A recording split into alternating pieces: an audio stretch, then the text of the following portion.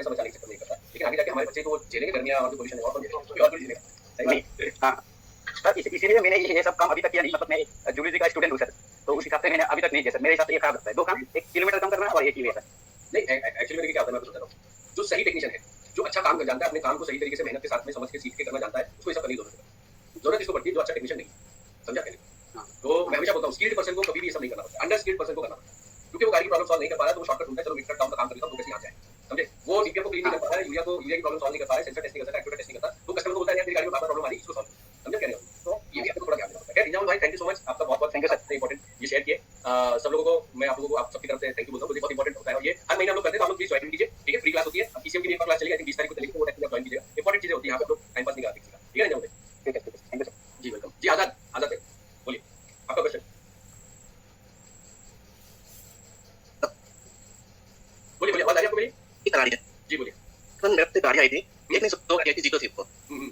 क्या प्रॉब्लम थी, वो जो पूर्णिया 800 किलोमीटर लेफ्ट वही कोड आ रहा था, तो जैसे हमने उसको चेक किए थे तो टैंक लेवल कम उसमें दिखा रहा था, लेकिन जब हम उसमें यूरिया डाल रहे थे ना तो टैंक पूरा फुल, 1 लीटर यूरिया ने क्या होगा, टैंक फुल हो गया था। तो सर हमने उसका पंप सब चेक किए थे, तो पंप सब सही था, और किसी भी हमने पता किया तो बोले थे कि उसका सेंसर खराब है, नॉक्स सेंसर खराब है। नॉक्स सेंसर का एरर आ रहा था क्या?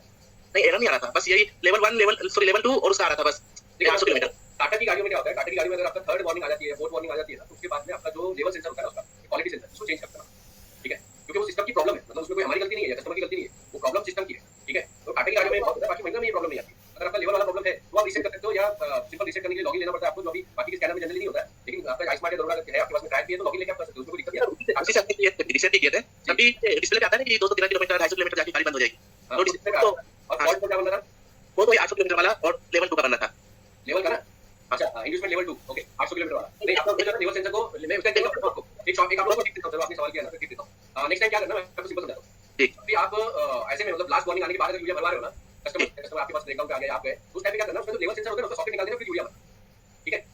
और यूरिया भरने के बाद सॉकेट लगा देना, ठीक है।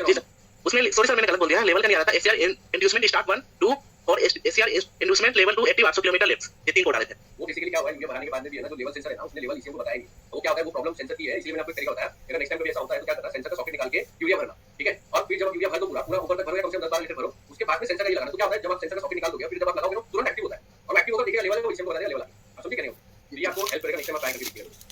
सतीश पाल जी का क्वेश्चन है यहाँ पे, Bolero BS6 DF level 50 kilometre not regeneration. Satish ji यही समझाने की कोशिश कर रहा हूँ, DF में आपको रीजनरेशन नहीं करना पड़ता है, किलोमीटर का कोई लेना देना जो है रीजनरेशन से कुछ भी नहीं है।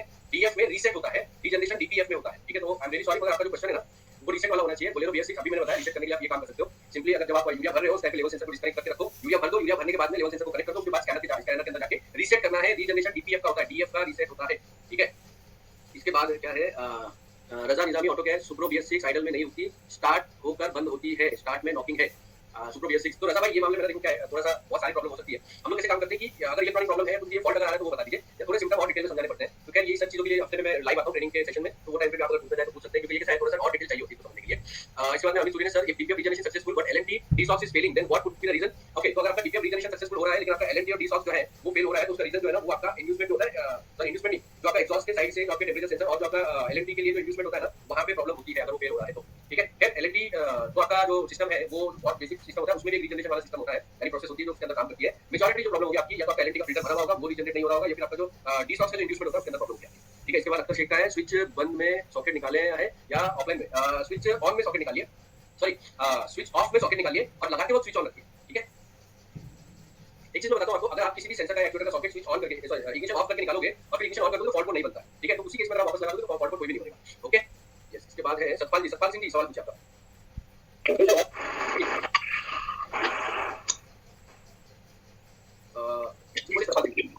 सर स्कॉर्पियो है जी एसएन हाँ जी, उसमें कोड आ रहा है उसकी मीटर पे DEF error no sensor 800 kilometre 500 kilometre 800 जी। आपको तो सेकंड वार्निंग है, लेकिन इसमें क्या कीजिए, गाड़ी बंद है कि चालू है?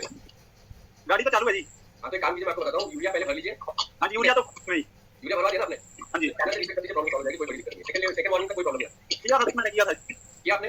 हाँ जी, हुआ नहीं बस नहीं हुआ है, काम करना भी है ना आपका, एक पार्ट रीसेट होगा, एक ऑप्शन आता है स्कैनर के अंदर पार्ट रीसेट, ठीक है। तो उसके अंदर लेवल सेंसर का पार्ट रीसेट करके एक बार देखिए, पार्ट रीसेट करके फिर आपने SCR रीसेट करना, ठीक है। ये करके आप एक बार देखिए, मेरे हिसाब से प्रॉब्लम सॉल्व हो जानी चाहिए, क्योंकि आपने करना क्या पड़ेगा, अगर लेवल सेंसर का जो वैल्यू है वो कर जाती है, उसको रीसेट करना होता है, बस और कुछ ज्यादा नहीं करना होता, ठीक है। अर्शद भाई का मैसेज है यहाँ पर, सर जी जब DPF बेंचमार्क आई P2469 ग्रुप DPF सूट मास देखो, जो हम लोग ये निकाल के करते हैं ना, अपने जो डीपीएस सेंसर का जो पाइप निकाल कर हम लोग रीजनरेट करते हैं, वो किस केस में करते हैं? जिस केस में जब आपका सूट मास जो 37 ग्राम के ऊपर चला जाता है और हमको क्लीन नहीं करना है, क्लीन करने के बाद में अगर हमको रीसेट करना पड़ता है, ईसीएम के पास में 40 ग्राम, 50 ग्राम, 60 ग्राम की वैल्यू है, उस टाइम पे इसको किया जाता है। तो उसका सही तरीका समझिए, अगर आपका 37 ग्राम 40 ग्राम क्रॉस हो गया तो सही तरीका ये माना जाता है कि पहले वो मैनुअली क्लीन होना चाहिए। मैनुअली क्लीन हो गया, लेकिन क्योंकि ईसीएम के पास में जो पुरानी वैल्यू है, वो जो वैल्यू है आपकी, वो है आपकी 40 ग्राम 45 ग्राम की, तो उस केस में काम नहीं करता है। ठीक है, तो आपका जो पाइप वाला काम है वो उधर कर जाएगा, कोई दिक्कत आएगा नहीं आपको। ठीक है, इसके बाद में शांतनु जी का एक है knock sensor before the SCR. तो देखो लास्ट वाला जो आपका कैटलिस्ट होता है उसके पहले वाला दो सेंसर यहाँ पर लगे हुए आपके कमीशन इंजन के अंदर। एक आपका नॉक सेंसर होता है जो एससीआर के पहले होता है और एक एससीआर के बाद में होता है, ताकि ये पता लगाया जा सके कि एससीआर ठीक तरीके से काम कर रहा है कि नहीं कर रहा है। तो जो आपका एससीआर के पहले लगा हुआ सेंसर है ना, वो आपका वैल्यू करेक्ट नहीं दे रहा है। तो उसका एक रीजन मैं बता देता हूँ आपको। ट्रक्स में बहुत प्रॉब्लम होती है, वो होता है कि कई बार जो है ना आपके एग्जॉस्ट पाइप में होल हो जाता है। एक बार देखना होल वगैरह हुआ है कि नहीं हुआ है। अगर होल वगैरह सब सही है तो नॉक सेंसर का वायर देखना लूज तो नहीं है, उसकी वोल्टेज वगैरह चेक कर लेना, आपकी प्रॉब्लम सॉल्व हो जाएगी। इसके बाद आता है बोलेरो नियो में ओरिजिनल डीपीएफ डालने के बाद भी रॉन्ग डीपीएफ बता रहा है। बोलेरो नियो रॉन्ग डीपीएफ अगर आपका बता रहा है तो उसका एक ही तरीका है, जो आपका क्वालिटी सेंसर है उसका वायर डिस्कनेक्ट करो, उसके बाद यूरिया भरो। ठीक है, तो ये प्रॉब्लम आपकी सॉल्व हो जाएगी। प्रॉब्लम क्या पता है क्या, ये जो सिस्टम है ना, ये MD1 हो गया या DCM 7.1 हो गया, खैर YouTube पे वीडियो डाली हुई है, आप लोग जाके देख लेना। आज ही वीडियो गई है DPF DCM 7.1 की सर्किट को लेके, फ्री वीडियो है, प्लीज आप लोग देखो, आपको बेनिफिट होगा उसमें। तो इनमें क्या पता है, इनमें जो है ना ऑप्टिमाइजेशन का प्रॉब्लम है सॉफ्टवेयर को लेकर, वो टाइम के साथ ही सुधरने वाला है, तब तक अपने को करने अपनाने पड़ेंगे। ठीक है, शक्ति जी का है सर, में महिंद्रा स्कॉर्पियो मॉर्निंग में नॉर्मल सेल्फ लेता है पर इंजन हीट होने पर लॉन्ग सेल्फ लेता है। सर इसमें क्या है ना, आपका फॉल्ट कोड देखना पड़ेगा मेरे को, क्या फॉल्ट कोड है, क्योंकि इंजन हीट हो रहा है उसके बाद में लॉन्ग सेल्फ ले रहा है, मतलब समझा नहीं। एक तो कि चलते चलते हीट हुआ, फिर हमने गाड़ी बंद की, उसके बाद में लॉन्ग सेल्फ ले रहा है, या फिर आपका जो इंजन का टेम्परेचर ऑटोमेटिकली बढ़ जा रहा है, इंजन स्टार्ट करने पे ओवर टेम्परेचर हो रहा है, वो सब आपका देखने के बाद ही मैं आपको सब तरीके से समझ पाऊंगा। अर्षद जी का है, अर्षद जी ने डाला, मैंने किया ना आपको सकता है डीपीएस सूट मास आई निकालने से कम हो जाता है। मेरा क्वेश्चन आंसर, आपका क्वेश्चन आंसर है रॉ प्रेशर सही है वो टाइम में। आपका जो रॉ प्रेशर मतलब मैं नहीं समझ पा रहा हूँ। ये आपका जो है ना फॉल्ट कोड एक बार ग्रुप में भेज देना, मैं इंशाल्लाह इसको ना आपको एक्सप्लेन करूंगा। और खैर ये ना मैं एक बार देख लेता हूँ कि फॉल्ट कोड जो है होना चाहिए आपका इसके ऊपर ऐप के ऊपर, तो एक बार इसको देखना डाल के। इसमें जो है ना जो मैंने पाइप वाला जो सिस्टम आप लोगों को बताया वो ये करते हैं। Mohammed Siddiqui sir DPF clean करने का कोई स्पेशल केमिकल होता है क्या? जी बिल्कुल होता है भाई, एक मिनट दिखाता हूँ आपको। डीपीएफ क्लीनर करके आता है, ठीक है, तो बहुत सारी कंपनी वुल बनाता है, लिपी मॉली बनाता है, बहुत सारी कंपनी बनाती है, थोड़ी देर में मिलना शुरू हो जाएगा। लेकिन अगर नहीं भी है ना उसको आप सिंपली क्या कर सकते हो, कोई भी एक मीटर शैम्पू ले लीजिए, उसके साथ काम कर सकते हो। मोहम्मद सिद्दीकी आपके सवाल का जवाब, फिर 5 मिनट है, 5 मिनट में एक सवाल ले लेता हूँ माइक ऑन करके। रोहित गिरवानी गिडाली, रोहित जी आपका कहाँ है सवाल, सॉरी। हाँ, बोलेरो पिकअप बेसिस का रीजनरेशन लैंप कई बार इग्निशन को ऑन किया तब मीटर में लैंप लगता है। तो रीजनरेशन का अगर आपका लैंप लग रहा है ना, तो एक बार स्कैनिंग करके फॉल्ट कोड देखो बनता है कि नहीं बनता है, क्योंकि लैंप लगने का कोई मतलब जरूरी नहीं है। प्रॉब्लम क्या है कि वो लैंप कंटिन्यू है तो वो प्रॉब्लम है। ठीक है, इसके बाद आता है अंकित राज, महिंद्रा स्कॉर्पियो S2 में एसी ऑन करते ही गाड़ी बंद हो जाती है। आपका एसी ऑन करने पर कहीं ना कहीं पे आपका ओवरलोड हो रहा है, short to positive short to negative wire को चेक करना पड़ेगा। ठीक है ना, और ईसीएम की प्रॉब्लम भी हो सकती है। तो क्या इसको थोड़ा सा डिटेल में समझने के लिए सिस्टम का वायरिंग टेस्टिंग आपको एडवांस आना चाहिए, तो मैंने ट्रेनिंग में मेरे ट्रेनिंग सेशन में मैंने कवर किया हुआ है, वो ट्रेनिंग आप लोगों को आपको अंदर आ जाएगा। इसके बाद क्या था, raw pressure difference across DPF 33 level,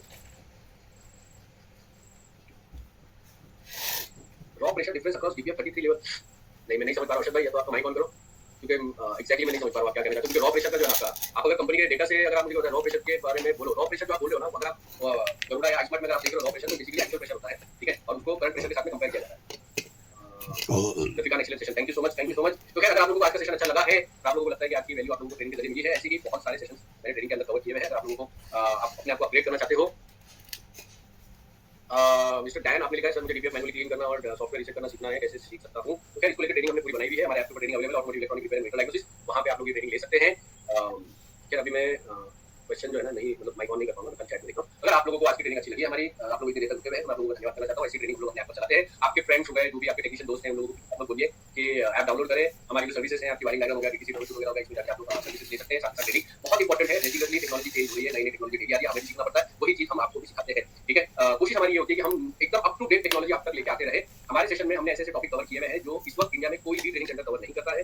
अगर आप लोगों को ये बेनिफिशियल लगता है, आप लोगों को वैल्यू लगती है, तो आप लोग डेफिनेटली आगे कंटिन्यू कर सकते हैं। मैं अभी के लिए मुझे माफ कीजिएगा, मैं अभी माइक ऑन नहीं कर पाऊंगा। आप सभी लोगों को मेरी तरफ से ईद की बहुत बहुत मुबारकबाद, और एक लंबी छुट्टी आ रही है, उसमें आप लोग एंजॉय कीजिए। ठीक है, हम लोग मिलेंगे सीधा वेडनेसडे के दिन, क्योंकि मंडे के दिन जो हमारी क्लास चलती है वो इसके कारण नहीं चल पाएगी। वेडनेसडे के दिन हम लोग नेक्स्ट क्लास में हम लोग मिलेंगे और फिर आगे हम लोग कंटिन्यू करेंगे। थैंक यू सो मच, आप लोगों का बहुत बहुत धन्यवाद। अगर आप लोगों को ये ट्रेनिंग सेशन में इन्वॉल्व करना है, तो आप मेरी ट्रेनिंग टीम के साथ में कनेक्ट कर सकते हैं, आप लोगों को कॉल करेंगे फीडबैक के लिए। प्लीज लोगों को फीडबैक दीजिए, बताइए आप लोगों को ट्रेनिंग सेशन कैसा लगा। और बाकी बात मैं अभी माइक नहीं ऑन कर पाऊंगा, मैं वेरी सॉरी।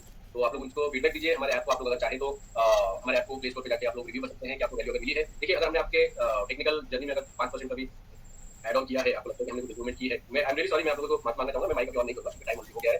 ठीक है ना, तो अगर आप लोगों को लगता है हमने कोई भी वैल्यू आप लोगों के साथ में यहाँ पर आप लोगों को दी है, तो आप लोग हमारे ऐप को प्लीज ये कीजिए, रिव्यू कीजिए, ताकि हमारा और हौसला बढ़े और इसी तरीके की ट्रेनिंग हम लोग आपके लिए लेके आते हैं। Thank you so much. Please मेरी टीम को आप लोग थोड़ा सा टाइम निकाल के फीडबैक जरूर दीजिएगा। 100% हम कोशिश करेंगे कि आप तक जो है ना बेस्ट ट्रेनिंग जो है इसी तरीके से लेकर आते हैं। ठीक है, थैंक यू सो मच, आप सभी लोगों का बहुत बहुत धन्यवाद। गुड नाइट, जय हिंद।